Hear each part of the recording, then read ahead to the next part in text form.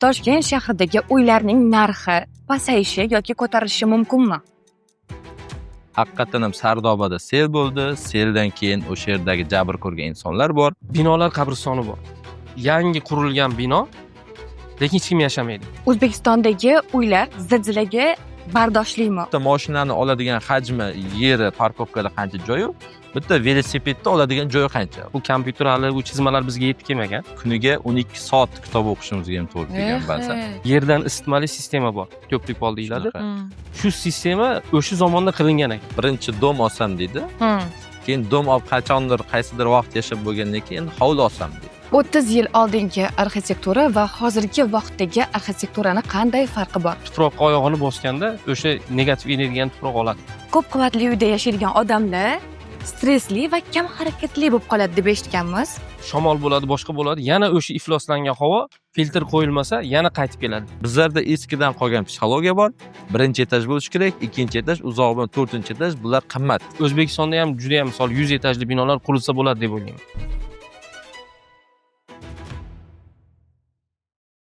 Assalomu alaykum aziz kuzatuvchilar. Binokor podkast. Bugun biz Polimer Binokor kompaniyasi tashkillashtirgan loyihadamiz.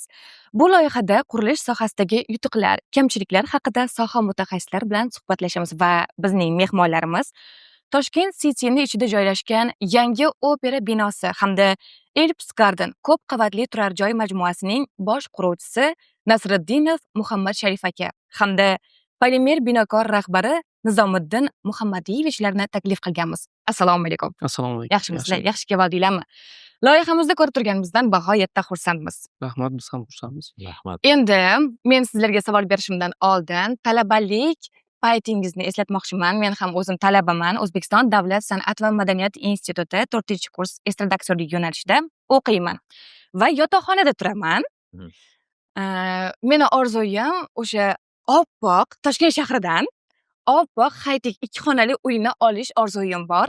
O'sha sizlar talabalik paytingizda qanday uyni olishni orzu qilgansizlar? Albatta talaba bo'lgansizlar, to'g'rimi? Tabiiyki. Endi biz talabalik paytimizda biz uy olish kabi orzularimiz bo'lmagan. Shu talabalikni tezroq o'qishni bitirib, ozgina qiyin bo'lgan, tezroq bitirib olish maqsadimiz bo'lgan. Men o'zim Istanbulda o'qiganman, Istanbul texnik universitetida. 2020-yil tamomlagan Istanbul texnik universitetini karantin paytiga to'g'ri kelib qolgan. O'qish tamomlagandan keyin Rossiyada 1 yil ishlaganmiz, prorab bo'lib 30 etajli binolar qurganmiz. Keyin Ukraina bilan urush boshlangan. Undan keyin O'zbekistonga qaytib kelganmiz.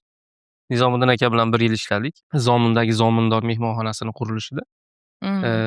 Undan keyin Koch Construction'ga ishga o'tdim. Ma'lum bir sabablarga ko'ra. Shu yildan beri Koch Construction'da ishlab kelaman. Asosiy ishlagan proyektlarimiz Toshkent City'da opera binosini qurdik. O'sha yerda boshidan beri oxirigacha o'zim prorab bo'lib ishlaganman, quruvchi bo'lib. Undan keyin shu Parkentskiyda joylashgan Elps Garden proyekti bor.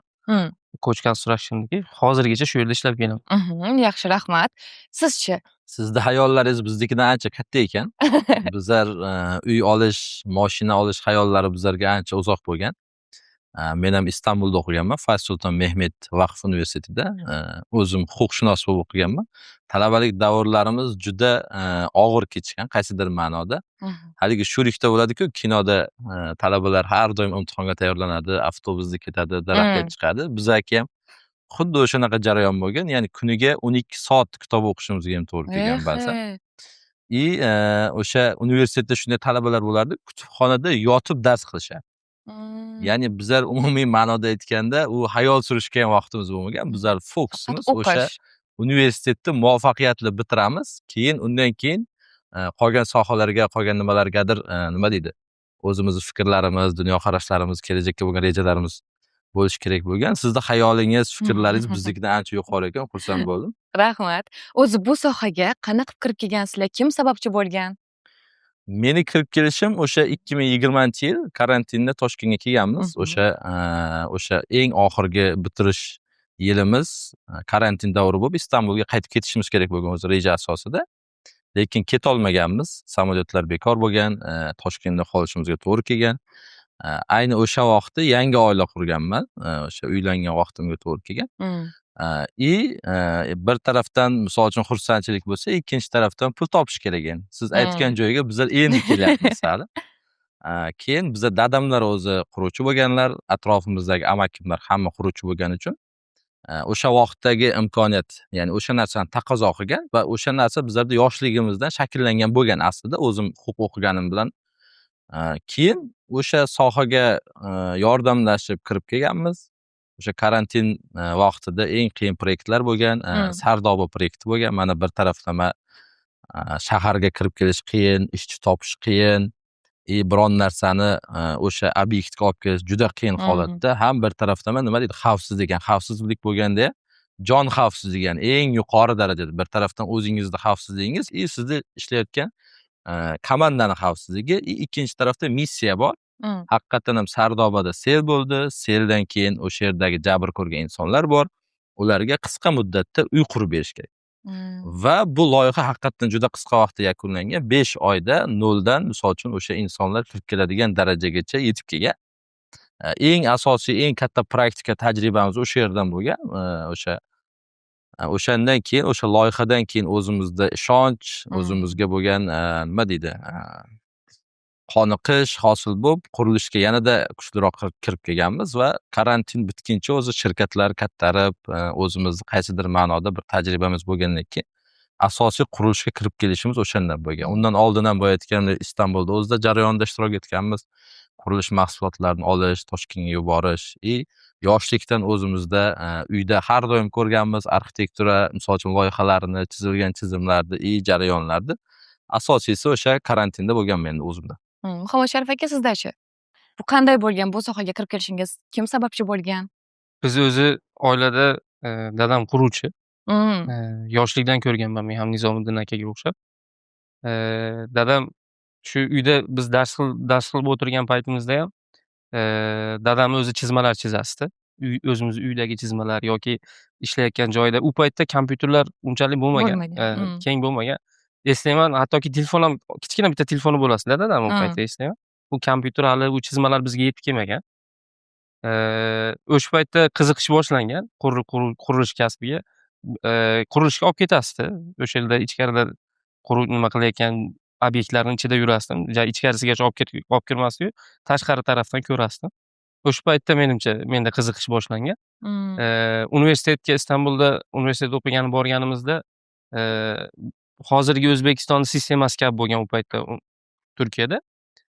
Oldin O'zbekistonda bitta imtihonga kirasiz, bitta o'qishga kirasiz.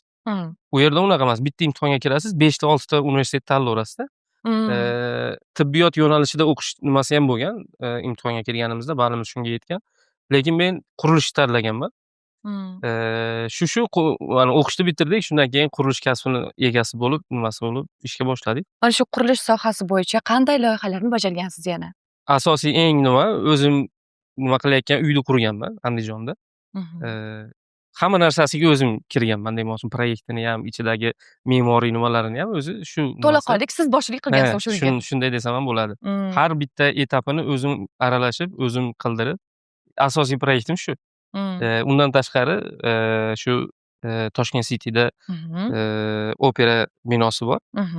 Yangi qurilgan opera. Bu Hilton mehmonxonasini nimasida o'shin bilan Toshkent City'da Nestvon binosini o'rtasida kichkinaroq tarzda qilingan 3 oyda adashmasam 72 kunda tamomladik. Noldan. 14 metr balandligida. Juda qattiq ish bo'lgan. Shu yerda ishladim. O'zi undan oldin Ellipse Garden proyekti boshlangan. Ellipse Garden proyektidan bizni olib operaga qo'yishdi. 3 oycha muddatda uni bitirdik. Yana Ellipse Gardenga qaytib keldik, davom etdik qurilishda. Hozirda Ellipse Garden'da qurilishda davom etyapmiz. Inshaalloh may oylariga birinchi etapini topshiramiz. Tushunarli. Sizchi qanday loyihalarni bajargansiz? Bu Muhammad Sharif juda ajoyib narsani aytdilar. O'zi meni ideologiyamda ham shunaqa narsa bor. Chet el korxonalarni ko'rsak 1860, 1890, 1930 mana shunaqa raqamlarni ko'ramiz. Ya'ni mashhur markalarda.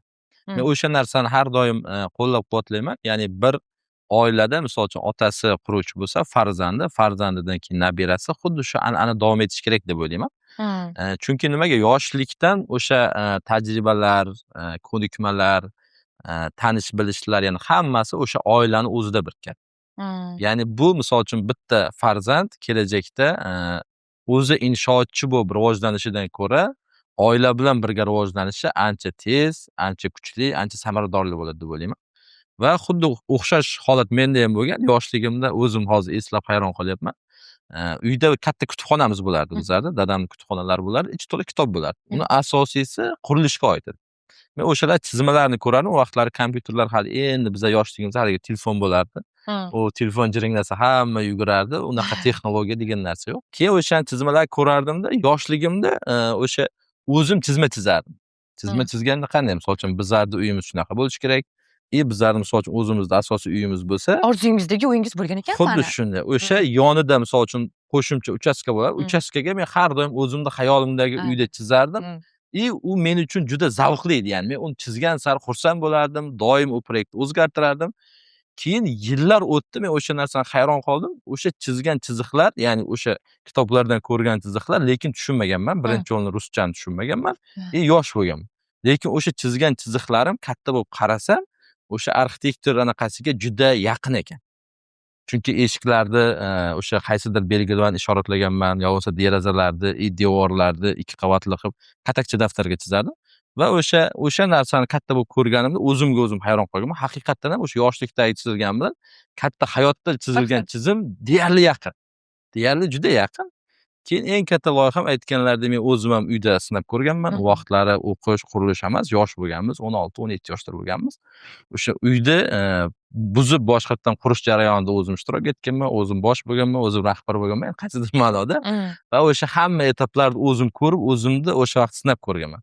Ya'ni misol uchun usta bilan ishlasa bo'ladi ekan, yangi loyiha qilsa bo'ladi ekan, normativ xat hujjat bo'lmagani uchun xohlagandek qurganim uchun ham ekonomik, ham sifatli, ham bo'layotganda o'zimizga mos uyda qurganman. Birinchi loyiha o'sha yoshlikda bo'lgan.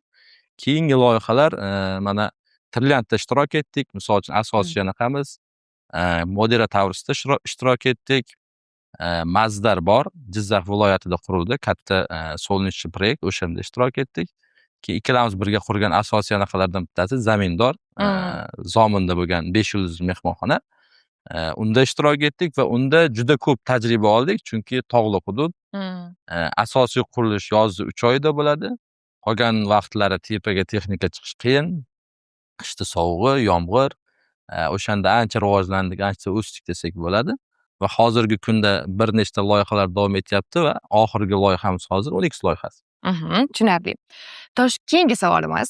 Toshkent arxitekturasini kim chizgan? Qanday kamchiliklar nechinchi yilda qilingan? Hozir qay ahvolda? Toshkent o'zi odatda ko'p shaharlarda bitta odam, bitta me'mor plan qiladi, gen plan qilib turib, shundan davom etadi. Lekin 1966-yilda adashmasam, shu yer qimirlash bo'lgan Toshkentda. Juda ham qattiq bo'lgan. U paytda SSR payti edi. Shunaqa vaziyat bo'lgan, Toshkentda o'ta tez suratda qaytarib o'zini holatiga keltirish kerak edi. Odamlar yashash uchun, boshqa uchun juda ham ayanchli holat bo'lgan. Shunda sovet davlatlar, sovet nimasiga kiradigan davlatlarda ichida hammasidan ko'zga ko'ringan me'morlar olib kelingan deb nima qilganman, o'qiganman. Chunki bitta me'morni unaqa qisqa muddatning ichida Toshkent shaharining proyektini qilishi imkonsiz bo'lgan u paytda. Chunki texnikalar ham uncha hozirgi paytchalik rivojlangan bo'lmagan. Hozirgi paytda o'zida ham Toshkent shahrida shaharchalik katta proyektni bitta me'mor hozirgi zamonda imkoniyatlari bilan ham bunaqa qisqa muddatda qilib chiqishi menimcha imkonsiz. Tushunarli. Keyingi savol. 30 yil oldingi arxitektura va hozirgi vaqtdagi arxitekturani qanday farqi bor? Qanday o'zgarishlar bor? Asosan 30 yil oldingi pishig'ishdan bo'lgan, loydan bo'lgan, keyin ko'p etajlar emas, 2 qavatli uylarga misol uchun urg'u berishgan. Ko'p qavatli uylarda misol uchun ko'rganimizda 5 yoki 9 panel pishig'ish uylari ko'p ko'zga tashlanardi hozirgi vaqtda. U vaqtdagi misol uchun texnologiya, zamon o'sha standartlarni joriy qilgan. Ya'ni nima uchun loydan? Chunki loy qanchalik qalin bo'lsa, paxsa qanchalik qalin bo'lsa, yozgi kuni salqin, qishki kuni issiq bo'ladi. Pishirishda ham xuddi shunday tushunishgan. Hozirgi zamon esa misol uchun shaharlar tepaga qarab o'syapti. Ya'ni zamon texnologiyasi, hozir bazolit degan narsa chiqyapti. O'sha issiqda salqinda ushlab turadigan va tepaga qarab ko'proq urg'u berilyapti. Asosan eski dunyoqarashda hovli bo'lsin, misol uchun kattaroq bo'lsin, kengroq bo'lsin degan narsa bo'lgan. Hozir esa shahar kundan kunga zinchlashayapti, texnika, texnologiya rivojlanyapti. O'shaning uchun yuqoriga qarab o'syapti. Hozirgi texnologiya asosan beton. Beton va ustidagi bazolit desak bo'ladi. Endi o'shaning uchun misol uchun hozir 2 xil, 3 xil uslublar bor. Birinchisi yuqoriga qarab o'sayotgan, ikkinchisi hovli tarzi. Hovli tarzi ham eskiga o'xshab, ya'ni hamma individual qurish emas. Shaharda ma'lum bir hududida misol uchun 20 ta, 30 ta, yo'qolmasa 100 ta qaysidir ma'noda o'sha kotej yoki nima deymiz, o'sha hovli loyihalarini joriy qilish kuchayyapti. Asosan bu aytganimizdek, shaharda yuqoriga qarab o'sish ko'p kuzatilyapti. Meni fikrim, u paytlarda misol 30 yil oldin hozirgidek imkoniyatlar bo'lmagan. Misol AutoCAD programmasi bor. Asosiy me'morlarda ishlatayotgan programmasi hozir. Bu programmalar adashmasam 1980-82-yillarda chiqarilgan. U davrlarda, ya'ni yangi chiqarilgan bo'lsa ham 2000-yilgacha O'zbekistonga Sovet ittifoqini hududlariga kirib kelishi juda qiyin bo'lgan, kirib kelmagan deb hisoblayman, shunaqa deb o'ylayman. Me'morlar qo'lda chizishgan proyektlarni, hisob kitobini, boshqasini. Oddiy bitta devorni o'zgartirish uchun ham balki butun chizmani boshqatdan chizib chiqishgan paytlari ham bo'lgan. Shuning uchun shu proyektlarni chizishganda ko'p binolar o'sha davrlarda bitta proyekt qilingan, tuproq yer o'rganilib, hozir Sovet zamonida qurilgan 9 etажkali binolar bor, 6 etажkali binolar bor. Asosan bitta proyekt qilingan, ichiga kirsangiz hammasini ichi bir xil. Asosiy tuproqni o'rganishgan, bitta proyektni meni fikrim, mana chizish qiyin bo'lgani uchun ularni shunaqa tarzda davom etishgan deb o'ylayman. Endi hozirgi zamonimizga kelib, AutoCADlar rivojlanib ketdi, programmalar bor. Xohlagan proyektingizni qisqa muddatning ichida boshqatdan chizish ham mumkin-da. Bitta tugma bilan bitta narsani shunday o'chirib, o'rniga boshqa qilsangiz bo'ladi. Bitta tugma bilan. Juda ham osonlashib ketdi. Menimcha bu hozirgi davrimizga kelganda eng katta yutuqlardan bittasi. Juda ham osonlashtirildi. Bino qurilishlarida chizimda me'morlarning ishini osonlashtirdi. Juda ham ya'ni farqlar shu deb o'ylayman bu yerda. Tushunarli. Hozir mana chizmalar haqida, arxitektura haqida gaplashdik. Shaxsan menga Andijon shahrini va Xonobod shahrini arxitekturasi, o'sha chizmalari yoqadi, chunki tinch zona. Sizlarga qaysi shahar, viloyat arxitekturasi yoqadi? Bu endi dunyo miqyosida oladigan bo'lsak, menga misol uchun o'zim ham borganman, Barselona juda yoqadi haqiqatdan. O'zbekistondachi? O'zbekistonda ko'proq Buxoro yoqadi. Sabab? Buxoro chunki ham qadimiy, ham o'sha eski bizlarni tarixiy obidalarimiz saqlab qolingan. O'sha qal'ani ichida hamma sharoitlar bor. O'sha Buxoroning atrofidagi eski hovlilar ham o'shalarga moslashtirilgan. Hozirgi zamonaviy inshootlar bilan eski inshootlar bir-biriga yaqin. Ya'ni o'sha ikkalasining o'rtasidagi moslik, mutanosiblik ushlab turilibdi. O'shaning uchun texnologiya desangiz ham Buxoroda bor, yangi mehmonxonalar, yangi binolar, o'zligimizni ko'radigan eski shahar, milliyligimiz. Albatta milliyligimiz, ikkalasi bir-biriga uyg'un bo'lganligi uchun menga o'zimizdan Buxoro yoqadi. Sizgachi? Hozir Nizomiddin akani aytganidek Barselona shahri, ya'ni me'moriy açıdan shahar juda, ya'ni mukammal tarzda qilingan proyekt. Hozir Barselona shahri bilan solishtiriladigan darajada unaqa binolar yo'q deb o'ylayman. Fransiya bor misol uchun, u boshqa nima. U hozirgi yangi, ya'ni demoqchi bo'lganim, O'zbekiston, O'rta Osiyo millatlarida hozirgi zamonda balki zo'r binolar bo'lmasligi mumkin, lekin oldingi zamonda, misol men Istanbulda o'qiganman, borib ko'rganman-da, Fatih Sulton Mehmetning masjidi bor. Fatih Sulton Mehmetning masjidi bor. Hozirgi qilinayotgan yerdan isitmali sistema bor. To'pli pol deyiladi. Shu sistema o'sha zamonda qilingan ekan. Gilamini ochib qarasangiz, gilamni tagida shu ariqcha ko'llangan, ustiga narsa tashlangan. U yerga o'sha nimani, o'sha saroyni, atrofidagi saroyni, saroyga kerak bo'ladigan issiq suv shu masjiddan masjidni tagidan olib o'tilgan. Yerlar issiq bo'lgan shunda. Ya'ni judayam meni haligi ajablanishimga sababchi bo'lgan narsalardan bittasi shu bo'lgan. Ya'ni o'zimizga keladigan bo'lsak, bizda ham hozir O'zbekistonni territoriyasiga SSR zamonidan, undan oldingi zamonlarda judayam ko'p urushlar bo'lgan, boshqa bo'lgan. Men o'ylaymanki, O'zbekistonda ham shunaqa me'morlar, shunaqa qurilishlar bo'lgan. Ko'pi lekin shu urushlar mobaynida, nimalar mobaynida urushlar ta'sirida yo'q bo'lib ketgan deb o'ylayman. Chunki O'zbekistonda Samarqand, Buxoro, endi u paytda O'zbekiston bo'lmagan, O'rta Osiyo bo'lgan. Samarqand, Buxoro ilmni markazi bo'lgan. Shunaqa bo'lganda, endi u ilmni markazi bo'lgan, hamma shu yerga o'qishga, hamma shu yerga kelishga intilgan. Shu narsalarni endi zamonda davri deymizmi, shu buzilib ketganda, shu ko'ra olmaymiz hozirgi zamonda. Lekin meni fikrim, hozir agar o'sha qurilishlar hozir bo'lganda, menimcha hayratda qolasiz ularni qilgan narsalarini ko'rib. Albatta, o'sha narsa hozir noto'g'ri eslamayotgan bo'lsam, Masjidi Kalom bor Buxoroda. O'sha imom bitta joydan gapirsa, masjidni to'rtta tarafiga bir xil ovoz bilan eshitiladi. Ya'ni hozir bizlar o'zimiz bilgan hech qanaqa texnologiya ishlatilmagan.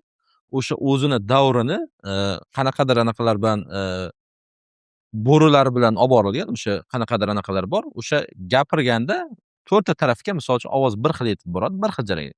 Ya'ni men hozir shu yerda gapirayotgan bo'lsam, meni gapirishim uchun u yoqqa yo kolonka kerak, yo mikrofon bo'lishi kerak.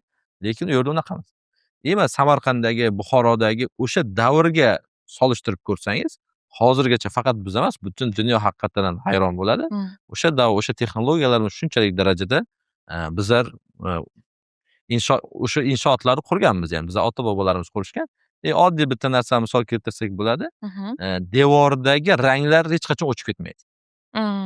O'sha necha 100 yil o'tayotgan bo'lsa, misol uchun bizlarda mana Istanbulda me'morchilik boshqacha, toshdan ishlatishadi ular asosan. Ular chunki tog'li hudud, tosh. Bizlar tuproq. Bizlarda yer tekis bo'lgani uchun bizlarda asosan tuproqda ishlashgan. Endi tuproqni o'zini ishlatsa bo'lmaydi, pishirib ishlatishgan.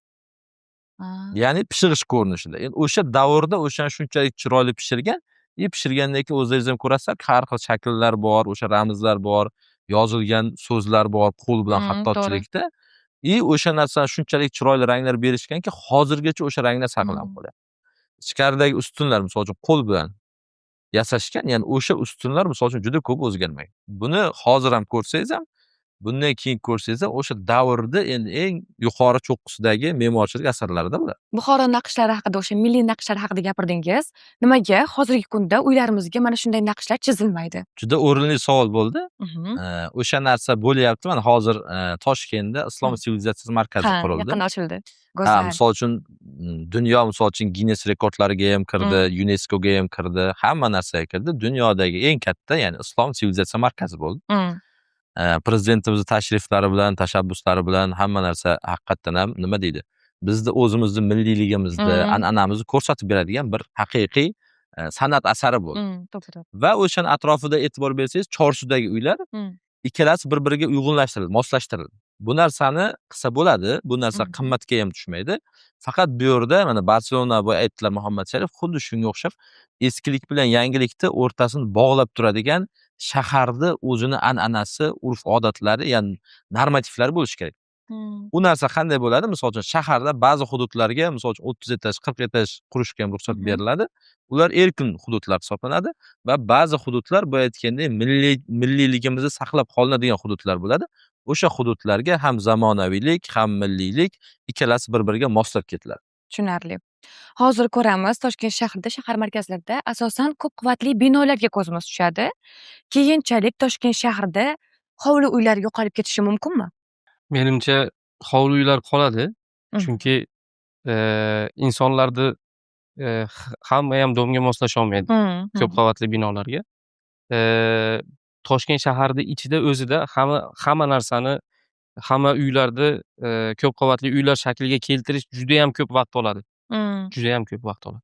Siz nima deb o'ylaysiz? Albatta, juda to'g'ri aytyaptilar. Bizlarda o'zbeklarda shunday urf-odat bor. Birinchi dom olsam deydi. Keyin dom olib qachondir qaysidir vaqt yashab bo'lgandan keyin hovli olsam deydi. Bu narsa bizlarda o'zgarmaydi, chunki bu inson psixologiyasi shunday. Inson har doim komfortni, kenglikni, qulaylikni istab ketaveradi. Shuning uchun hozir misol shahar hududida, eski shaharlarda yer narxi kundan kunga qimmatlashib ketyapti. Endi bu joylar modernizatsiya bo'ladi va u yerda asosan ko'p qavatli, qimmatroq uylar quriladi. Bu talab shunday bo'ladi. Hovlilar qanaqa bo'ladi? Misol uchun hovli ikki xil konsepsiyada bo'ladi. Men taxminimga ko'ra, bittasi shahardan sal uzoqroqda bo'ladi va ular bu xavfsiz hudud, villa tarzida, misol uchun 40 ta, 50 ta, 100 ta qaysidir o'zi reja asosida quriladi. Ikkinchisi eski shaharda o'zidagi qoladigan hovlilar. Bular qachondir olingan va o'sha narxda, ya'ni o'sha vaqt o'sha odamlar uchun qulay narxda olinganligi uchun ular shaharda o'zini ichidan komfortidan chiqib ketmaydi va o'sha yerda yashashda davom ettirishadi. Tushunarli. Ko'p qavatli uyda yashaydigan odamlar stressli va kam harakatli bo'lib qoladi deb eshitganmiz. Bunday fikrga qanaqa qaraysizlar? O'zi ko'p qavatli uylar odamlarni stressli va dangasa qilib qo'yishi mumkinmi? Menimcha bu savolingizda ozgina jon bor. Shu stressli qilib qo'yadi deb o'ylayman, chunki inson tabiiy narsalardan ham foydalanishi kerak deb o'ylayman. Har 4 devorni ichida kichkina joyda, misol uchun 70 kvadrat, 80 kvadratli joyda Yurgisi chiqib ketadi odamni. erkak kishi misol tashqarida ishlaydi. Zotan tashqarini ko'radi, ayol kishi va bolalar. Bularda mana dala hovlidan ko'ra, hovlili uydan ko'ra haqiqatda ozgina siqilib qoladi, stressli bo'ladi. Erkak kishi ham misol ertalab ketadi, ishga boradi, qaytib keladi, shunaqa vaziyat bo'lib qoladi. Men shuning uchun meni o'zimning fikrim, ikkita loyiha qilsa bo'ladi. Birinchisi, Toshkent shaharining ichida o'rmonlar yaratilish tarafdoriman. Yashil zona. Har bitta misol uchun Yashnobod bor, Chilonzor bor, Yunusobod bor. Shularda har bittasida 2 ta, 3 ta zonadan ma'lum bir joylarda o'rmonli zonalar qilinishi kerak. Ham havoni tozalaydi, insonlarning yashash sharoitini yaxshi tarafga o'zgartiradi. Ham insonlar ertalabda, kechqurunda aylangani yoki yugurgani, sport qilgani yoki borib piknik qilib o'tirgani, gaplashib o'tirgani insonning energiyasini oladi, stressini oladi. Energiyasini qanaqa qilib oladi? Negativ energiyalar bo'ladi insonda. Shu tuproqqa oyog'ini bosganda o'sha negativ energiyani tuproq oladi. Yana bitta nimasi, oldin qilingan narsalardan bittasi 6 sotiylik kottejlar qilingan oldin. Davlat tarafidan yordam berilib insonlarga berilgan, oilalarga. Keyin u 2 sotiylikka o'zgardi. Hozircha menimcha qolmadi. Shu proyektlar menimcha qayta tiklanishi kerak. Toshkent shaharini tashqarisiga to'g'ri, misol uchun Vodiyga ketish yo'li bor, Ohangaron yo'llari yoki Vohaga chiqib ketish bor. Shu yerlarda yana qaytadan shu proyektlar qilinib, qilingandan keyin ham u yerda yashaydigan aholiga transport sistemalarini boshqacha tarzda qilinishi kerak deb o'ylayman. Chunki hozir har bitta odamda mashina bor, deyarli. Ba'zida 2 tadan bor, ba'zida 3 tadan bor. Har bitta odam trafikda, shaharda ichida ishlaydi, boshqa bo'ladi. Har bitta odam mashinada ketadigan bo'lsa, juda ham ko'p tirbandlik hosil bo'ladi. Shuni oldini olish uchun jamoat transportlarini rivojlantirish kerak deb o'ylayman. Misol uchun hozir Shota Rustaveli ko'chasida metrobus, avtobus yo'li qilindi. Hech qaysi boshqa mashina uni yo'liga kira olmaydi. Faqat uni yo'li. Zo'r loyiha deb o'ylayman buni. Metrolar, yana liniyalarida qo'shilishi kerak deb o'ylayman. Shu tashqariga to'g'ri insonlarni tezroq ichkariga, shaharning ichiga olib kelib yoki shahardan tashqariga olib chiqish uchun shu transport vositalarini rivojlantirish kerak deb o'ylayman. Shunda ancha havoni ham tozalashga erishamiz. Transport tufayli changlanishlar, boshqalar ifloslanishlarni oldini olgan bo'lasiz deb o'ylayman. Tushunarli. Siz bunga qanday qaraysiz? Ko'p qavatli uylar Bu hozir aytayotgan fikrlariga qo'shilaman, hammasiga qo'shilaman va qo'shimcha qilib, bizlarda hozir shahar, hamma narsa resurs bir-biriga bog'liq. Misol uchun Toshkent shahar hududi ortiq kattarmaydi. Ya'ni o'sha qanchadir gektar maydon bo'ladigan bo'lsa, o'sha maydonligicha qoladi. Endi yangi Toshkent eski Toshkent bo'ladi. Misol uchun eski Toshkent, eskidan infrastruktura rivojlangan va asosiy aholini yashash qatlami shu o'rda. Bu o'zgarmaydi. Buni qanaqa qilib aytsa bo'ladi? Aytganlaridek ko'p qavatli binolar, ko'p qavatli bino deganda, yashil hududlar deganda Faqat bizlarda tushuncha, misol uchun, yerni o'zida emas, binoni o'zida ham qilsa bo'ladi. Misol uchun, bu Singapur misolida olsak bo'ladi yoki Malayziya, dunyoda ko'p, misol uchun, Yaponiya. Yaponiyada hatto ko'rganmiz videolarda. Haligi eni 1 metr bo'lib, ichkariga to'g'ri kirayotgan bitta xonacha, ya'ni 2 metr kvadrat joy. O'sha yerda bir kishi yotyapti, kitobini qo'yyapti, o'qiyapti, turib ketyapti. Ya bu nima degani? Misol uchun, zamon rivojlangan sari, insonlar rivojlangan sari yerdagi resursdan foydalanish imkoniyati kam bo'ladi. Bizlarniki ham xuddi shunday. Shahar yuqoriga qarab o'syapti. Endi bu yerda nima qilish kerak? Ko'p qavatli binolarda o'zida ham, misol uchun, pastki qavatlarni 100% parkovka qilsa bo'ladi. Parkovkani ustki qavati bor, ya'ni yashil hududni faqat yerni o'ziga emas, misol uchun, binolarni ustiga tashkillashtirsa ham bo'ladi. Bu zamon texnologiyasi rivojlanyapti. Misol uchun, parkovkani ustida juda katta maydon bo'shliq qoladi. O'sha bo'shliqqa, misol uchun, yashil hudud, bolalar o'ynaydigan parklari, tennis, stol tennis, xuddi o'sha narsalarni tashkillashtirish kerak. Yana bitta narsa, bizlarda binolarni tomi. Misol uchun, o'zi Yevropalarda asosiy tepa qismlar, tepa qavatlar qimmat hisoblanadi. Bizlarda eskidan qolgan psixologiya bor. Birinchi etaj bo'lishi kerak, ikkinchi etaj, uzoq bilan to'rtinchi etaj, bular qimmat etajlar hisoblanadi. Yo'q, aslida tepa qavatlar qimmat bo'lishi kerak, chunki nega? Toza, ham sokinlik, ham toza havo. Faqat uni ustki qavatini ham xuddi shunday yashil hududlar tashkillashtirsa bo'ladi. Tennis maydonchalari tashkillashtirsa bo'ladi. Insonni, ya'ni boya aytganlaridek, stressdan olib chiqish uchun nima kerak? Yashil tabiat kerak. Inson yashillikka chiqsa, ko'ngli yayraydi, o'zidagi stresslar ketadi. O'shaning uchun bu yechimim qo'shimcha yechim. Chunki yer qimmatlashgan sari yashil hudud kamayadi. Yashil hudud kamaygan sari inson stress bo'ladi. Inson stress bo'lmasligi uchun mana shunday binoni o'zidagi maydonlarda yashil hududlarni to'g'ri foydalanish kerak deb o'ylayman. Va yana bitta qo'shimcha, juda zo'r aytdilar, jamoat transportlari. Jamoat transportlari Toshkentda, misol uchun, piyoda yo'laklari, o'shanga o'xshagan nima deydi? Avtobus to'xtashlari, bular hammasi boshqatdan bir konstruksiya reja asosida ishlanyapti hozir. Bu juda bir nima deydi? Chuqur narsa. O'shani bir mukammal ishlab chiqish kerak deb o'ylayman. Chunki insonlar qachon komfortga o'tadi haqiqiy ma'noda, chunki transport ko'payib ketyapti. Men o'zim Gollandiyaga borganimda hayron qolganman. Shunchalik darajada mashina ko'pki, insonlar velikda yuribdi. Va parkovkaga kirsak, bizlar misol uchun o'zimiz mashina bilan kiradigan parkovkada, shunchalik kattalik parkovkada velik, ya'ni velosiped bilan to'la.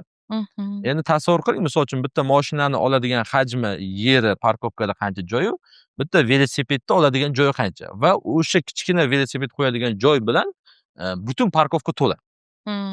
Endi Yevropada qanaqa tushuncha bor? Yevropada aytishadiki, sen deydi, komfortda yurishing muhim emas deydi, ya'ni bu rivojlanish belgisi emas deydi. Haqiqiy, ya'ni xalq, aholi, o'sha aholini tashiydigan transportlar komfort bo'lsa deydi, o'sha shaharda rivojlanganligini bildiradi.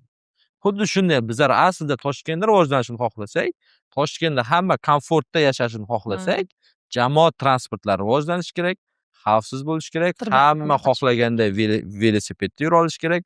Hamma xohlasa, misol uchun, boy odam bo'ladimi, o'rta qatlam bo'ladimi, davlat amaldori bo'ladimi, xohlagan vaqti avtobuslarga yo bo'lmasa metrolarga o'zi rohat, ya'ni o'zini komfort his qilgan holda o'shalardan foydalana olish kerak. O'sha darajaga bizlarda infrastrukturalar yetsa, haqiqatan ham keyin Toshkentda rivojlangan, Toshkentda zamonaviy, Toshkentda nima deydi, ilg'or shahar deb atasak bo'ladi. To'ppa-to'g'ri.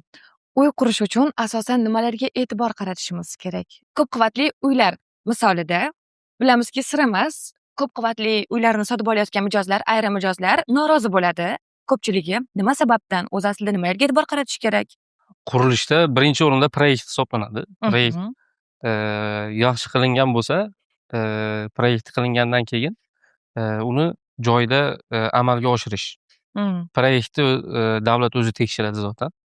Tekshirib kelgandan keyin plashatkada uni amalga oshirish jarayoni. Bu jarayonda texnadzorlarga misol juda ham katta mas'uliyat yuklatiladi. Texnadzorlar shu haqiqatda shu proyektdagidek, chunki o'ylab qarasangiz, proyektdagi narsa qilinmasa, u bino ertaga misol uchun proyekt qilinganda binoga 50 yil yoki 100 yil umr beriladi. O'sha umrni bino oqlashi uchun haqiqatda o'sha bergan betonni markasi bo'lishi mumkin yoki armaturani sinfi. Keyin armatura haqiqatda o'sha joyda to'g'ri qilinganmi? Oddiy misol,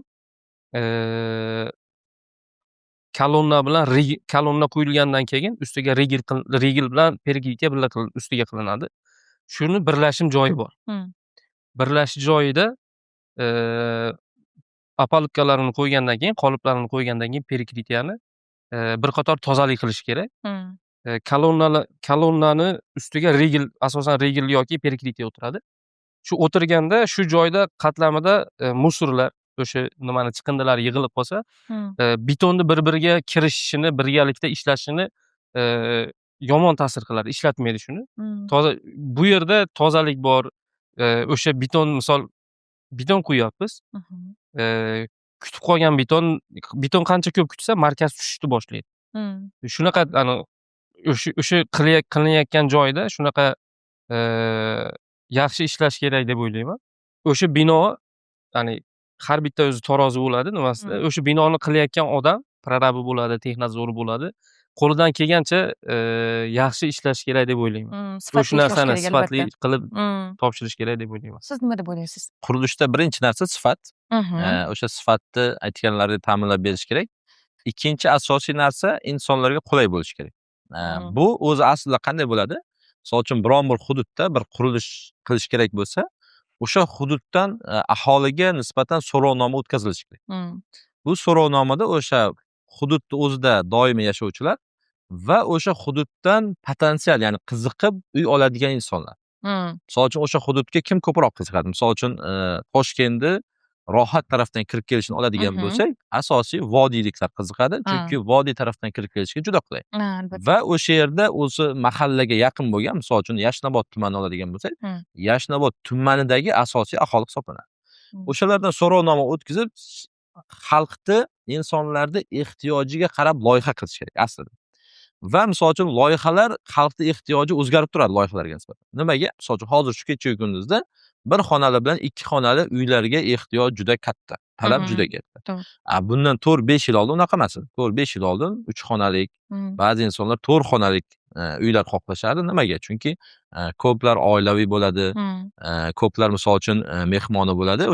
O'sha holatga nisbatan o'sha talab bo'lgan. Hozir esa misol uchun ba'zi qatlam o'ziga ehtiyojidagi uylarni olib bo'ldi, ba'zi qatlam investor sifatida ko'ryapti. Ba'zilar misol uchun men o'zim yashamayman, studentlarni yoki kimgadir ijaraga beraman.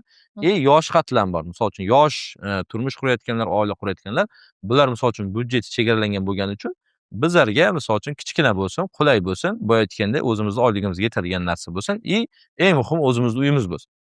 O'shaning uchun bu narsa so'rovnoma asosida qilinsa aslida juda to'g'ri bo'ladi va insonlarga qulay. Misol uchun o'zingiz uyda yashayotganingizda ham e'tibor bersangiz, ba'zi xonadonlar 4 xona, ba'zi xona 3 xona bo'ladi. Lekin haligi odam doimiy borib keladigan yo'lakni chizsangiz, 2-3 ta joyga borib keladi. Misol uchun oshxonaga kiradi, yo'lakdan chiqadi, misol uchun hammomga boradi, yotoqxonaga mana shu asosiy mana shuni qilib ketadi. Qo'shimcha mehmonxonaga yoki bolalar xonasiga ular qatnovlar qisqaradi.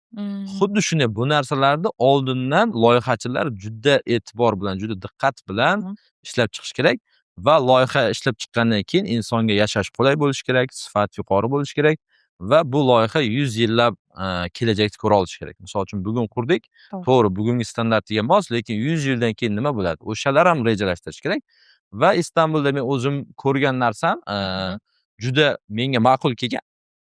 Hamma narsa uy bitgan, insonlar ko'chib kirgan, boya aytgandek kerakli yo'laklar qilingan, inson parkovkalar qilingan va yashil hududlar tashkillashtirgan.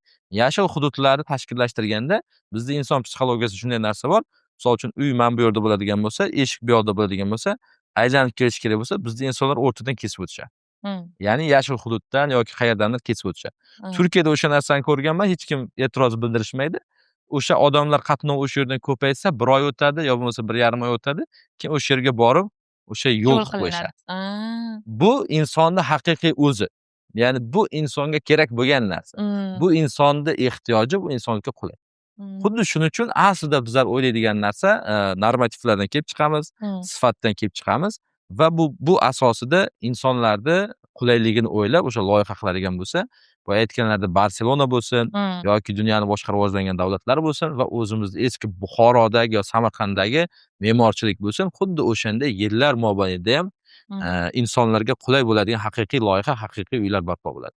Tushunarli. Havo buzilishiga, ifloslanishiga qurilishlar ham sababchi deb o'ylaysizmi? Tabiiyki, qurilishda ham sababi bor. Chunki, qurilish mobaynida, asosan hozirgi Toshkentni ichida, eski binolar ko'pi boshqatdan, buzilyapti-da, yangi qurilishga boshlayapti ko'p joyda. Shu binolarni, buzish mobaynida judayam ko'p, changlar, havoga qo'shilyapti. Yoki betonlarda asbestos degan narsa bor. Inson sog'lig'i uchun judayam zararli bo'lgan narsa. Bu narsalar misol ekskavator yoki boshqa narsa bilan buzilayotgan paytda uni ilg'ash, ko'z bilan ko'rish, ya'ni imkonsiz. Imkonsiz. Imkonsiz. Shu buzilgan paytda havoga aralashib, kislorodga aralashib, ma'lum bir miqdorda, kislorodga qo'shilib ketadi. Bu inson sog'lig'i uchun juda ham zararli modda. Asbestos yoki boshqa narsalar. Changni o'zi ham. Bu qurilish, ya'ni qurilish mobaynida buzilayotganda yoki qurilishni o'zini yangitdan qurilayotganda, asosan, suv bilan bostiriladi changlar. Shu buzish mobaynida, suvlab turilishi kerak. Biz ham misol uchun qurilishda ishlaganimizda iloji boricha atrofga chang chiqarmaslikka, atrofimizda yashayotgan insonlarga xalaqit bermaslikka harakat qilamiz. Zararni oldini olish maqsadida suv Shunday, ishlatiladi. buzilayotgan yoki qurilayotgan binoni atrofi birinchi o'rinda o'raladi. Insonlar kirishi yoki changni tarqashi nimasida. Keyin binoni ichida tozalik. Bino qurilayotgan paytda har bitta etaj tepaga chiqqanda, opalubkasi demontaj qilinganda, olinganda, o'sha yerda musorlar, axlatlar, qoladi. Ya'ni ko'p qavatli binolarda yerdagidan ko'ra tepada shamol tezligi katta bo'ladi. Shamol bo'lganda hali binoni atrofi o'ralmagan bo'ladi. Uni ichidagi musorlarni, axlatlarni tashqariga olib chiqib ketishi juda ham, ya'ni qochirilmaydigan narsa. Olib chiqib ketib qoladi. Shuning uchun birinchi o'rinda har bitta etaj ko'tarilganda, binoni atrofini o'ralish kerak deb o'ylayman. Zotan, Yevropa standartlarida ham shunday. Bino o'raladi. Undan keyin har bitta etaj, ko'tarilgandan keyin ichidagi tozalik. Juda ham muhim narsa. Tozalik, suv bilan bostiriladi changlar. Hatto O'zbekistonda yangi nima olib kelindi? Katta motorda tashqariga suv purkab turadigan mexanizmlar keldi. Videolarni ham ko'rgan bo'lsanglar kerak. Bu narsalar juda ham, foydali deb o'ylayman. Albatta. Siz nima deb o'ylaysiz? Aytganlaridek, bu jarayon ikkiga bo'linadi. Ijroat, ya'ni o'sha qurilish bosqichi va loyihalashtirish. Hozirgi, qurilish bosqichida aytayotgan narsalari juda to'g'ri va bunga, juda ko'p narsalar, juda ko'p omillar bor. Misol uchun transportlar, ichkariga yuk olib chiqib, olib kelayotganda o'sha yuk mashinalarining usti yopilgan bo'lishi kerak. Misol uchun tuproq tashiyotgan bo'lishi mumkin yoki shag'al tashiyotgan bo'lishi mumkin. O'sha usti, chunki shaharga zarar bermagan holda. Ham chang chiqmaydi, ham misol uchun shaharda xavfsizligi va, suvlash aytyaptilar. O'sha, bular eng muhimi. Chunki changni asosiy bostiradigan narsa suv. Bu jarayonda bo'ladigan narsalar. Boya, texnika xavfsizliklari, o'sha texnikalarni yangi texnika bo'lishliklari, chunki eski texnikalar misol uchun shaharga juda ko'p o'zidan is gazi chiqaradi. Mana shu narsalar, ya'ni bu omillar bularga juda, qat'iy rioya qilish kerak va o'sha bilan shaharni, havo zararsizlantirishini qaysidir miqyosda oldini olsa bo'ladi. Lekin buni asosiy sababi qurilish deb o'ylamayman. Buni asosiy sababi bizlarda shaharda bo'layotgan eski zavod va fabrikalar ishlab chiqarishlar. Nima uchun bunaqa deb aytyapman? Chunki shahar har yili yildan yilga kengayadi va butun dunyoda shunday. Insoniyat borki, qayer rivojlangan bo'lsa, o'sha yerga odamlar kelaveradi. Kelavergan sari shahar rivojlanaveradi. Eskidan shahar chekkasida bo'lgan fabrikalar vaqti kelib shahar ichidagi fabrikaga aylanib qoladi. Va asosiy havoni kirlatadigan narsalar fabrikalar bo'ladi. Ya'ni buni qanaqa chiqaradi desa, davlatni o'zini tashviqlari, o'zini qo'llab-quvvatlashlari bo'ladi. Xuddi shu shaharda ichida turgan fabrikaga shaharning tashqarisida boshqa joyda sanoat zonalari tashkillashtiriladi. U yerda soliqdan ozod qilinadi va ba'zi, kerakli bo'lgan imtiyozlar u, ishlab chiqaruvchilarga ta'minlanadi. Chunki shaharda ichi ishlab chiqaruvchi uchun qulay, chunki transport qulay, ishchi topish qulay, shaharda ichidagi infrastrukturalardan, foydalanish qulay bo'lgani uchun bu odatda, shaharda ichidagi ishlab chiqaruvchilar tashqariga chiqishni xohlashmaydi. O'shaning uchun shaharda tashqaridagi sanoat zonalarida qilib berilayotgan imkoniyatlar shaharda ichidagidan ko'ra ko'proq bo'lsa, bular o'z ixtiyori bilan, o'z xohishi bilan chiqishadi. Va o'shanda shaharda ichi tozalab boriladi, shaharda ichida yashil hududlar ko'paytiriladi, eski uylar, yuqoriga qarab ko'tariladi, va asosiysi shaharda o'zini loyihasi, misol uchun game plani juda bir chiroyli, ya'ni bir kelajakda 100 yilga, 200 yilga xitob qiladigan darajada chiroyli chizilishi va o'sha narsalar oldindan kiritilishi kerak. Tushunarli. Uzr, men gapinglarni bo'ldim. Menimcha hozir davlat sistemasida davlatga foyda bo'lishi uchun eng ekonomичный sistema qilinishi kerak deb o'ylayman. Siz hozir aytyapsiz, Nizomiddin aka, shu ishlab chiqarishlar shahardan tashqariga olib chiqilishi kerak deyapsiz. Menimcha bu, ya'ni meni o'zimning fikrim. Unday qilmasdan ham boshqa yo'llarni qilsa bo'ladi. Misol uchun Germaniyani olsak, Germaniyani o'zi kichkina joy. Judayam ko'p fabrika bor Germaniyada. Shaharda ichida ham bor, shaharda tashqarisida ham bor. Shaharda tashqarisiga misol oddiy narsa, isitish sistemalari.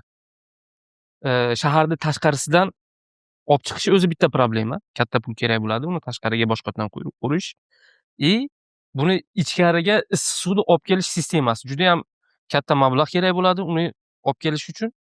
Olib kelayotganda o'sha issiqlikni saqlab turish, oddiy binolarni davlat tizimi ishlaydigan joylarda ham isitish sistemasi markaziy bo'ladi. Bularni o'sha joyga qurmasdan iloji yo'q. O'sha yon atrofga qurilishi kerak. Bunday sistemalarda havoga filtrlangan, o'sha zavodda ishlab chiqarishdan keyin filtrlangan havoda chiqarish sistemalari bor. Filtr qo'yish kerak deb o'ylayman. Chunki Germaniyada shunaqa filtr qo'yiladi, suvli filtr bo'ladi. 2-3 etapdan tashkil topgan bo'ladi. Ishlab chiqarilgan havodan chiqqan zaharli havo birinchi etapga kiradi, cho'ktiriladi. Toza havo ikkinchi etapiga kiradi. Uchinchi etapga kirib, oxiri havo toza bo'lgandan keyin kislorodga, tashqaridagi atrofdagi muhitga qo'yib yuboriladi. Shu tarafda nima qilsak bo'ladi, davom etsak bo'ladi. Chunki hozir siz tashqariga olib chiqsak ishlab chiqarishlar deyapsiz. Tashqariga olib chiqsangiz ham o'sha havo keladi yana. O'zbekiston shahar hududiga shamol bo'ladi, boshqa bo'ladi. Yana o'sha ifloslangan havo filtr qo'yilmasa yana qaytib keladi shaharning ichiga. Yana baribir insonlarning yashash tarziga ta'sir qiladi. Eng zo'r yechim o'sha filtr, o'sha ishlab chiqarilgandan keyin faqatgina havo emas, kimyosal moddalar bo'lishi mumkin, suv bo'lishi mumkin, chiqindi bo'lishi mumkin, hammasini filtrlanib, o'zi sistemalari bor. Shu tarafda davom etishi kerak deb o'ylayman. Filtr qilingandan keyin tabiatga tashalishi kerak. Suvlar bo'ladi, kimyoviy narsalar bo'ladi, hammasi. Havo. Tushunarli. Yana nima? Qurilish mobaynida e'tibor berish kerak bo'lgan narsalarda o'zimni tajribamdan kelib chiqib bir ikkita narsani qo'shmoqchiman. Oddiy narsa, periklitaga beton quyayotganda yozgi kuni bor, qishda ham bizda ham davom etyapti qurilishlar. Yozgi kunida havo juda ham 45-50 darajalarga chiqib ketadi O'zbekistonda. Bu beton armaturani ichiga quyiladi. Armaturadan beton to'qiladi, karkas to'qiladi, ichiga beton quyiladi. Betonni ichida ma'lum bir miqdorda beton, suv, sement shag'al toshdan tashkil topadi. Armatura issiq havoda isib ketadi. Beton sirasi birinchi kelganda suvni bug'lantirib tashlaydi. Birinchi o'rinda meni o'zim qiladigan narsam, periklitaga beton quyayotganda, beton quyilishidan oldin armaturani o'zi постоянно suvlab turiladi. Shunaqa. Suvlab beton quyilgandan keyin ham yomg'ir ustida beton quyilgandan keyin o'zini ichida reaksiyaga kirishadi. Suv kerak bo'ladi unga. Yoki usti suvni uchib ketishini oldini olinishi uchun usti ma'lum bir kimyosallar bilan yopilishi kerak. O'zini narsalari bor yoki suriladigan kimyoviy narsalar bor yoki suvlanib turilishi kerak. Suvlashda ham o'zini miqdori bor. Misol beton yangi quyilgandan keyin unga to'g'ridan-to'g'ri ustiga suv ishlata olmaysiz. Betonni sinfini tushirib tashlaydi. Uni o'zini qotgandan keyin shunaqa sistemalari bor. Shularni ham to'g'ri plashatkada to'g'ri qilinishi kerak deb o'ylayman. Juda muhim narsalardan bittasi. Chunki bu narsa to'g'ri qilinmasa, ming proyektingiz to'g'ri bo'lgani bilan, qilingan proyekt to'g'ri bo'lgani bilan, bu narsa plashatkada to'g'ri amalga oshirilmasa, qilinayotgan joyida o'sha betonni sinfi kerak bo'lgan sinfni bermasa, ertaga bino berilgan tarafga javob bermasligi mumkin. Chunki binoning ichida inson yashaydi. Juda katta mas'uliyat deb bilaman. Doktorlikdan keyingi o'rinda turadi deb o'ylayman. Men o'zimning fikrim quruvchilik. Chunki doktorlarda birga bir insonni hayoti qo'lida bo'lsa, bitta insonni operatsiya qiladi doktor.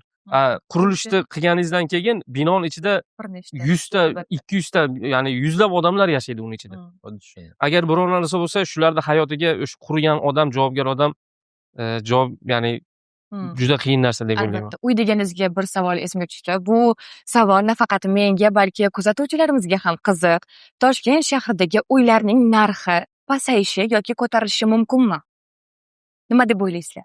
Toshkent shahardagi uylarni juda ko'pchilik aytishadi. Shaharda ko'plab uylar qurilyapti, Aha. narx tushadi va ko'plab uylar hozir nima deydi, hali oluvchisi yo'q, o'shaning uchun narxi tushadi degan taxmin bor. Bu qanaqa ma'noda? Bu insonlar fikri, chunki bizlarda asosan qurilishda tan narxi muhim. Ya'ni o'shanga kirib keladigan mahsulotni tan narxi. Shu kecha kunduzda Toshkentda qurilishda tan narxi, ya'ni o'sha mahsulotlarning narxi pasaygani yo'q. Bu kundan kunga sal yuqorilayapti, ya'ni o'sish bor tan narxida. Misol uchun 9%, 11%, 12% har xil prognozlar bor.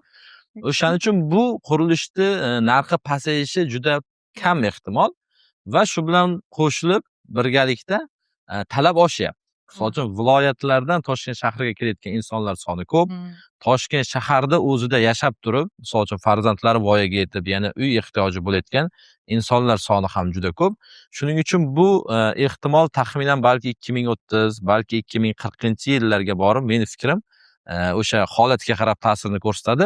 Lekin shu kecha kunduzda unaqa katta ta'sir yo'q deb o'ylayman. Siz nima deb o'ylaysiz? Bu mavzuda, bu savolingizga javob berish ozgina qiyin deb o'ylayman. Hozirgi o'zimizni nimada qurilish, Toshkentda juda ham ko'p qurilishlar bor. Toshkent shaharining ichida Yangi O'zbekiston qurilyapti. Albatta. Meni fikrim, uje hozir Toshkentda o'zida, Toshkentda yashaydigan aholisi menimcha uyga to'ydi. O'zingiz nimangizdan ham ko'rib chiqsak bo'ladi. To'g'ri. Asosan uyingizni qilayotgan binolarni kimlar olyapti? Toshkent shaharida ichidagilarmi? Yuzdaligi deb hisoblasak, yoki tashqaridan ko'p kelyaptimi? Menimcha hozir tashqaridan ko'p kelyapti. Shunaqa. Hozir uje meni fikrim, Toshkent shaharida ichidagi aholi uje uyga to'ydi, ko'pi. Toshkent shaharidan tashqarida, viloyatlardan hozir uy olishyapti. Lekin u ham bir ma'lum bir joygacha bo'ladi deb o'ylayman, chunki ularda o'zlarini qishlog'ida, viloyatda o'zini uyi bo'ladi. Shaharda ishi bor, ishiga keladi yoki o'qishga keladi. Ko'pincha o'zi boshqa davlatlardan olib qarasangiz ham asosan universitetlar kuchli joylari rivojlangan shaharlarda yoki poytaxtida bo'ladi. Shunaqa. Bizda ham hozir boshqa viloyatlarga qaraganda Toshkentdagi universitetlar ancha rivojlangan. Tashqaridan kelib, ya'ni mashhur universitetlar ko'pi Toshkentdan filiallarini ochishgan. Shunaqa. Shu yerga kelishadi. Bu viloyatdagi ota-onalar o'g'lim, farzandim qiynalmasin, qizim qiynalmasin deb shu yerdan kvartira olishyapti. Lekin u ham ma'lum bir joygacha-da. Misol Xitoyda binolar qabristoni bor. Yangi qurilgan bino, lekin hech kim yashamaydi. Juda ham katta gektar maydonlarda. Pandemiyadan oldin Xitoyda ham ko'chmas mulk biznesi juda ham rivojlangan bo'lgan. Shunaqa. Buni internetdan ko'rsangiz ham bo'ladi. Pandemiyagacha juda ham ko'p insonlar yashash uchun ham olgan, ko'p insonlar biznes uchun olgan. O'shuni olib kvartiraga bergan, ofis sifatida bergan, shunaqa maqsadda juda ham ko'p binolar qurilgan. Lekin pandemiya davrida bitta pandemiya bo'ldi, uje kesildi. Shunaqa. O'sha Xitoyda juda ham katta gektarlarda yangi qurilgan uylar, siz o'zingiz misol nimadan ko'rgan bo'lsangiz, Misrda ham bor. Shu Xitoyda nima deydi? Binoga yangi qurilgan bino, ichlari ham hamma yo'q yaxshi, lekin hech qanaqa odam yashamaydi bu yerda. Endi bu aytayotgan gapingiz 100% to'g'ri. Bu har bir davlatni o'zini ichidagi omillariga bog'liq. Misol uchun Xitoyda joylashuv, strukturasi, aholisi, ularda ishlab chiqarish umuman boshqacha. Bizlarda O'zbekistonda boshqacha. Misol uchun boshqa davlatlarda, misol uchun Ozarbayjon bo'lsin, yo bo'lmasa misol uchun Rossiya Moskva bo'lsin, yo bo'lmasa Turkiya Istanbul bo'lsin, e'tibor bersangiz, o'sha metropol shaharlarga ko'chish, ya'ni o'sha joyga odamlar kelib doimiy yashashga qolish hech qachon kamaymaydi. Yildan yilga ular kattaraveradi, yildan yilga metropol bo'laveradi va qishloqdagilar har doim shaharga qarab intiladi. Chunki boya ham aytib o'tdik, inson psixologiyasi shunaqa, inson yaxshi hayotni yaxshi ko'radi. Albatta. Va hozir misol uchun eskisidan ko'ra bunga intilish juda ko'p. Nega? Internetlar bemalol, Facebook, Instagram va ijtimoiy tarmoqlar albatta. misol uchun juda insonlar juda bemalol foydalanishadi.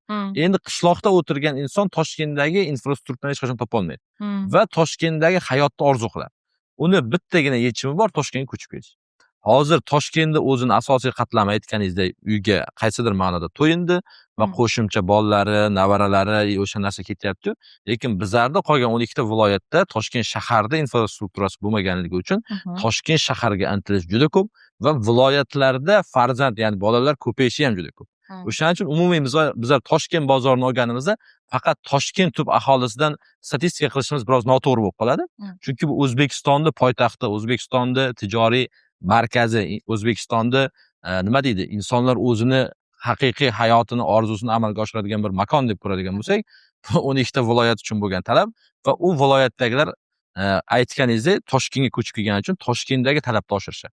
Shuncha hozir O'zbekiston misol uchun aholisi 38 milliondan 40 millionga ketayotgan bo'lsa va buni asosiy o'sish viloyatlarda bo'ladigan bo'lsa, viloyatlarda misol uchun xalqni ushlab qoladigan asosiy fabrika, zavod, ishlab chiqarish, ya'ni u yerda o'zini ehtiyojini qondiradigan, o'zi xohlagan pulni ishlab topadigan strukturalar bo'lmaganligi uchun ixtiyoriy majburiy Toshkentga kelishadi va Toshkent aholisi yana ko'payishadi. Mana oddiy misol oladigan bo'lsak, o'zimizda Yandexchilar. Hali bu misol uchun bir zavod, fabrika emas. Insonlar misol uchun men o'zim bilaman Sirdaryodan Yandexga o'tirib qolamiz, Buxorodan, Navoiydan, Qoraqalpog'istondan kelib Toshkentda Yandex qilayotgan bolalarni bilamiz. Nima uchun desangiz, o'sha ish o'rni shu yerda bor va eng oson ish topish yo'li va misol uchun o'zini o'sha joyda isbotlay oladi, ya'ni o'sha yerdan pul topiladi. Albatta. Xuddi shuning uchun misol uchun o'sha narsalar bilan Toshkentdagi tirbandliklarni ko'paytiryapti, misol uchun Toshkentdagi aholini ko'paytiryapti. Toshkentdagi propiskadagi aholini oladigan bo'lsangiz, soni ancha kam bo'lishi mumkin. Lekin Toshkentga doim kirib chiqadigan insonlarni hisoblaydigan bo'lsangiz, bu raqamlar 2 marta, 3 marta ortadi va bu degani asl Toshkentda bozoridagi ehtiyojni orttiradi degani. O'zi aslida Toshkentdan uy olish qanchalik to'g'ri? Nima tavsiya beradingiz aslida siz mijozlarga? Endi bu misol uchun savol umumiy ham bo'lishi mumkin, o'zimga ham bo'lishi mumkin.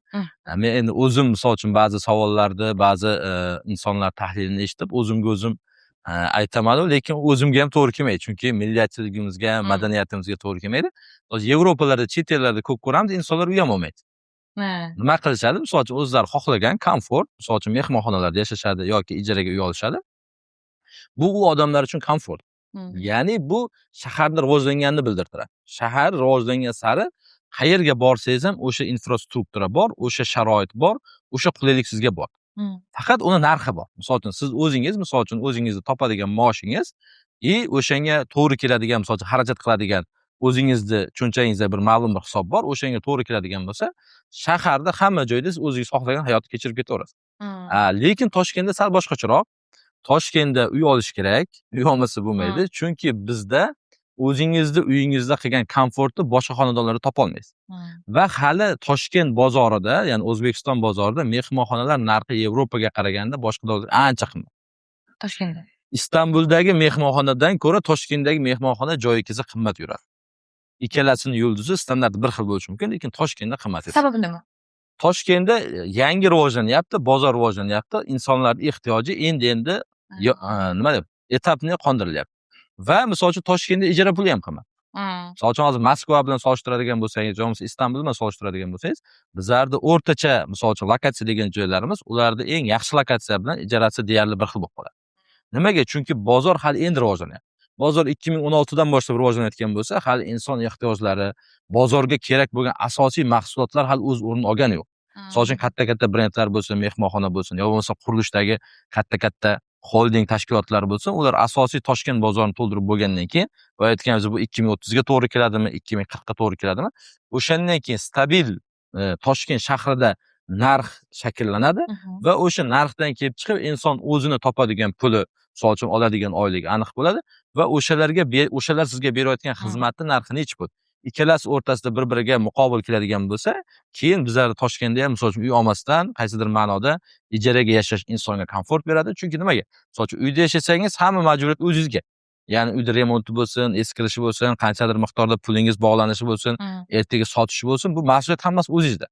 Lekin bozor rivojlangandan keyin bu mas'uliyatni kimgadir berasizda, asosiy xizmat, misol uchun o'sha uyda ko'riladigan xizmat siz qaysidir o'ziga mos keladigan narxda sotib olganingizdan keyin bunga уже uy olishga ehtiyojingiz kamayib ketadi.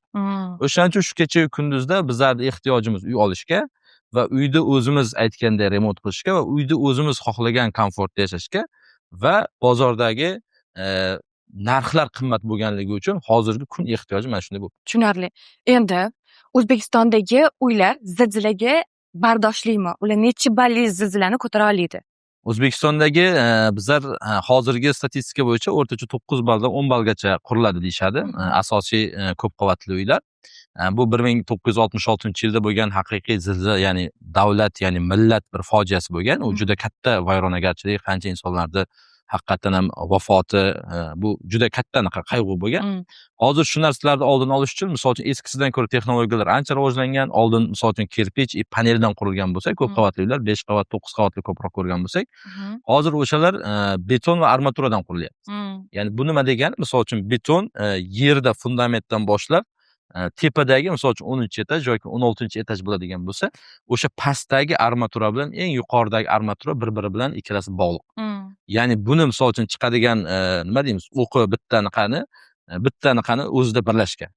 Bu zilzilaga bo'ladigan bardoshlilikni ancha yuqori qiladi, sifatni oshiradi va eskisiga qaraganda bizlarda misol uchun imkoniyatlarimiz hozirgi yuqori sifatli yo bo'lmasa yuqori binolar qurish imkoniyatimiz ancha oshirishadi. Muhammad Sharif aka, siz bunga nima deysiz? O'qigan nimamizdan kelib chiqib aytaman. Toshkent shahrida ham yerni o'zini geologik xususiyatlariga qarab turib, o'sha yerda zilzilani bali farq ko'rsatadi. O'zi zilzilani ikki xil usulda zilzilani nimasini aniqlashadi, yer qimirlashini, balini. Birinchisi o'sha yerda test o'tkazishadi. O'zi uskunalari bor, apparatlari bor. Yerga qo'yiladi-da, yerni qatlamlari o'rganiladi. O'shunga qarab bitta ball beriladi. U davlat o'zining mutaxassislari bor. Yana bittasi statistika bo'yicha, misol uchun 100 yillik yoki 200 yillik o'sha joydagi istoriyani, tarixni o'rganib chiqishadi-da mutaxassislar. O'shunga qarab bu yerda shunchalik ball bo'lishi mumkin deb ikkalasi ham e'tiborga olinadi bino qurilayotganda. Hozir misol uchun Yaponiyada, Koreyada, dunyoning rivojlangan davlatlarida u yerdagi yerni tuproq sistemasi, geologik xususiyatlari Toshkentnikidan yaxshi deb o'ylamayman. Sabab? Balki, ya'ni o'zim borib ko'rmaganman, lekin u yerda ham tuproqlar balki biznikidan yana ham yomonroqdir.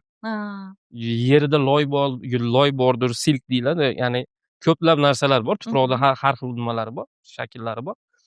Asosiysi yerni xususiyatini o'rganish. Ko'p qavatli bino O'zbekistonda ham juda ham misol 100 etajli binolar qurilsa bo'ladi deb o'ylayman. Faqat sistemani to'g'ri qilish kerak.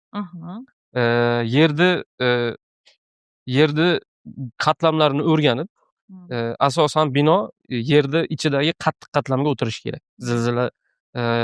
Zilzila mobaynida o'sha qattiq joyda o'tirsa, shunda yaxshi qoladi deb o'ylayman. O'zi hisob kitob qilayotganda binoning og'irligi hisoblanadi. Hisoblangandan keyin tuproq o'rganiladi. O'sha tuproq o'sha binoni og'irligini ko'taradimi? Zilzila bo'lgan paytda ham ko'taradimi? Har xil holatlarda hisoblanadi. Nimada? Misol uchun programmalar bor. SAP programmasi bor, SAP 2000 degan. Shunga o'sha qurilayotgan binoni kirgiziladi. Yomg'ir nimasida, yer qimirlash paytida, shamolda qanaqa bino javob beradi? O'sha binoni og'irligini yerdagi tuproq ko'taradimi, ko'tarmaydimi? Agar tuproq javob bermaydigan bo'lsa, svay degan narsa bor. Yerni qattiq qatlami svay hisob kitob qilinayotganda birinchisi ishqalanish kuchidan, svayda o'zidagi ishqalanish kuchi e'tiborga olinadi. Yerni qatlamida qayerda qattiq joy bor. O'sha og'irlik kelish hisobiga ko'ra svayda uzunligi, diametri, nechta son ketishi, nechta svay qoqilishi bu hisob kitob qilinadi.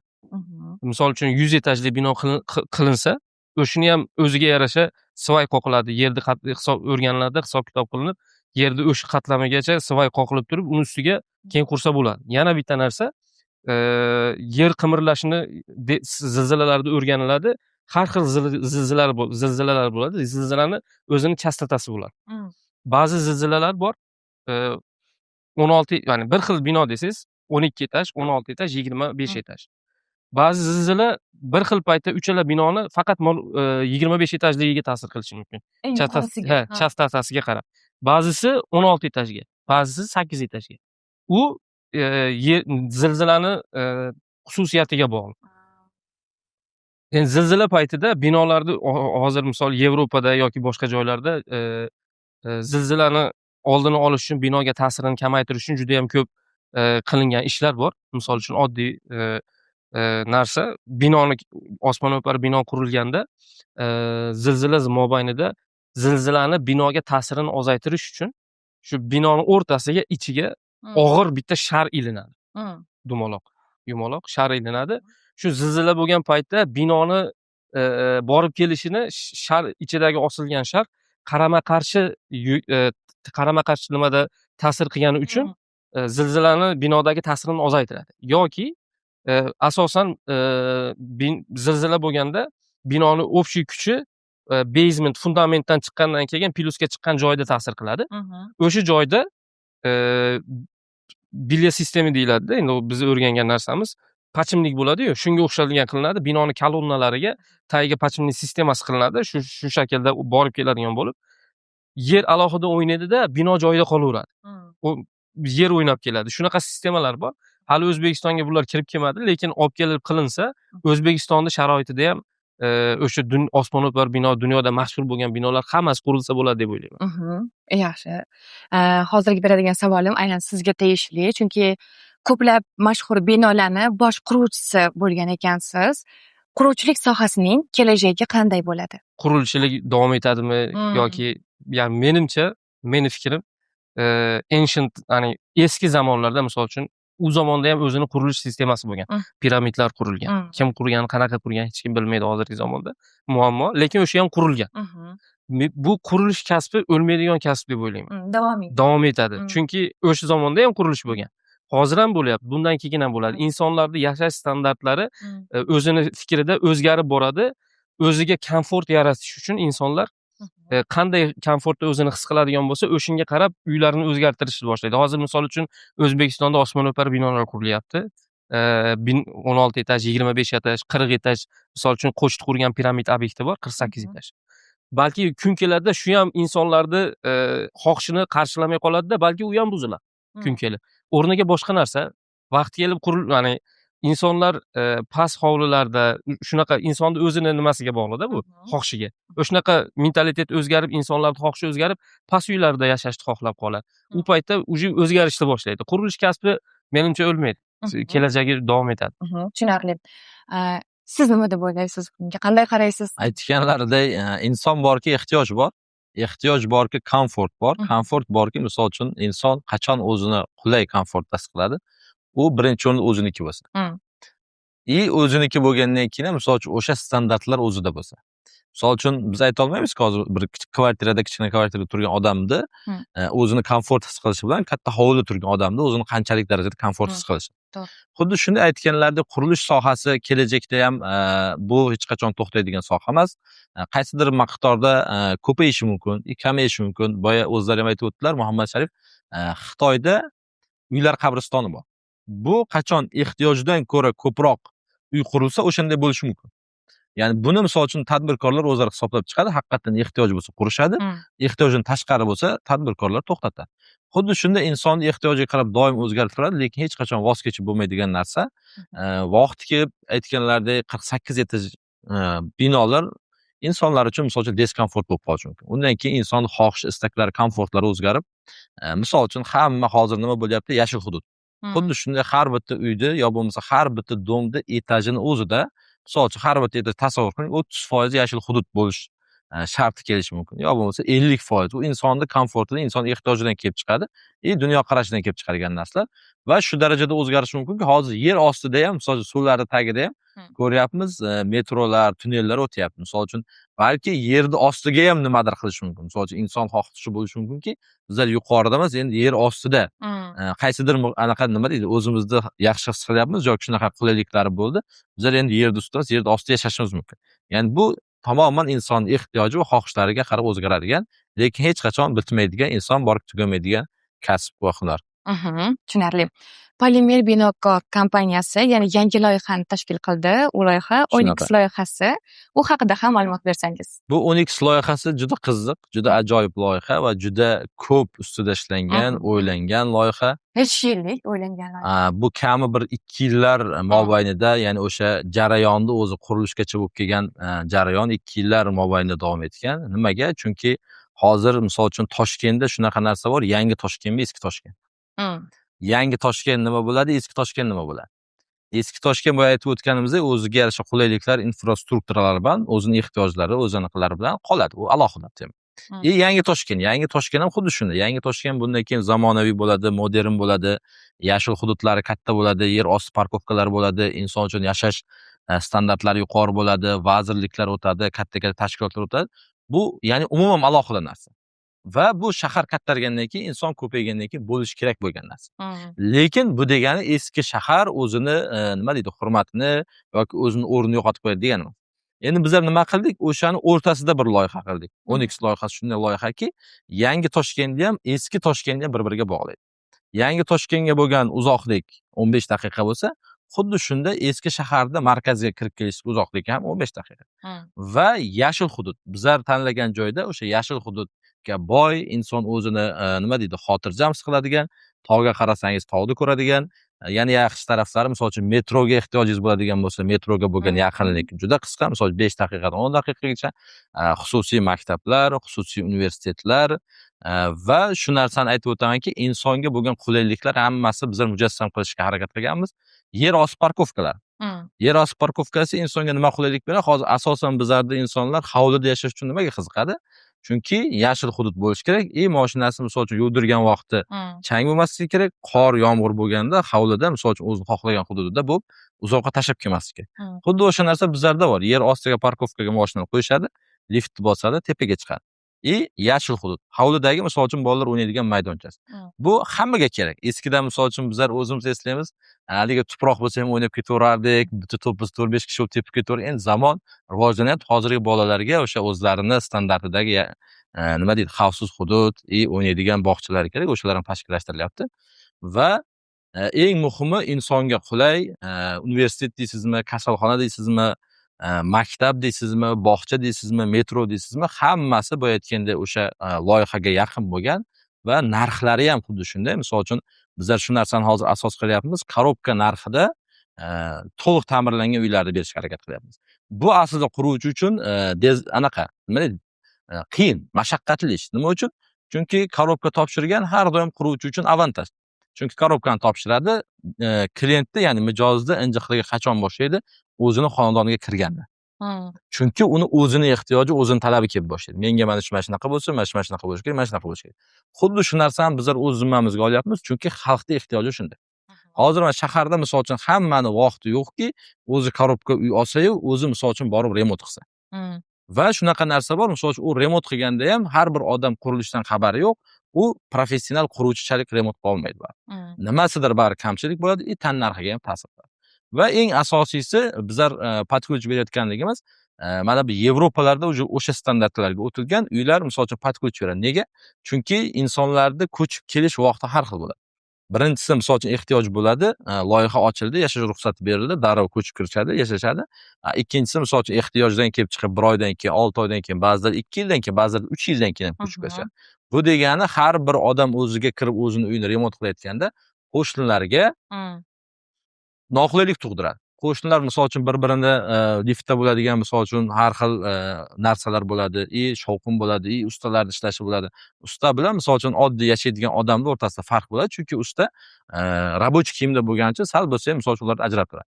Shuning uchun bizlar buni yana chuqur o'ylagan holda, chuqur fikrlagan holda hamma tarafini misol uchun maksimal hisoblagan holda o'sha loyihani tanlaganmiz va o'sha loyihaning ochilishini asosiy faktorlardan biri insonga qulay bo'lish va sifatli bo'lish. Tashakkur, tashrifingiz uchun tashakkur, bergan fikrlaringiz va maslahatlaringiz uchun sizlarga rahmat aytamiz. Har bir xayrli ishning boshlanishi bo'lgani kabi bizni ham suhbatimizni yakuni bor albatta izlar. Tashrifingiz uchun tashakkur. Bu Binokor podkast loyihasi edi. Bizni yo'qotib qo'ymang. Agarda sizda ham qurilishga oid bo'lgan qiziqarli fikrlaringiz yoki savollaringiz bo'lsa, yozib qoldiring. Obuna bo'lishni unutmang. Xayr, salomat bo'ling.